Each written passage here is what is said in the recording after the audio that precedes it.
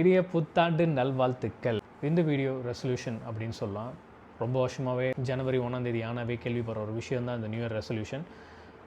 இது கிளீஷேவான ஒரு டாப்பிக்காக மாறிடுச்சு. ஏன்னா ரீசெண்ட் டைம் என் ஃப்ரெண்ட்ஸ் கூட டிஸ்கஸ் பண்ணும்போதும் சரி, அவங்க ஏதோ ஒரு கிரிஞ்ச் டாப்பிக்காக தான் பார்த்துட்டு இருந்தாங்க. இது நான் ஒரு ஆக்ஷன் பிளானாக தான் பார்க்குறேன். ஏன் அப்படி சொல்கிறேன்னு பார்த்தீங்கன்னா, இப்போ கடந்த காலத்தில் நம்ம ஏதோ ஒரு தவறுகள் செய்திருந்தாலோ அதுக்கான மன்னிப்பாக ஒரு அப்பாலஜி மாதிரியோ, இல்லை ஒரு கில்ட் ஃபீலிங் இருந்துச்சுன்னா, ஏதோ ஒரு செயல்னால் நம்ம குற்ற உணர்ச்சியாக ஃபீல் பண்ணோன்னா, ஸோ இந்த மாதிரி விஷயங்களை வருங்காலத்தில் தவிர்க்கிறதுக்கான ஒரு ஆக்ஷன் பிளானை தான் நான் ரெசல்யூஷனை நான் பார்த்துட்ருக்கேன்.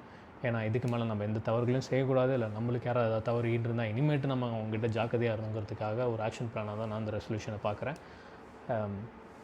ஸோ கண்டிப்பாக ரெசல்யூஷன் எடுங்க. 1 இல்லை 100 இல்லை 1000 கூட எடுக்கலாம். எல்லாமே ஒரு முயற்சி தானே நம்ம முன்னேறி செல்கிறதுக்கு.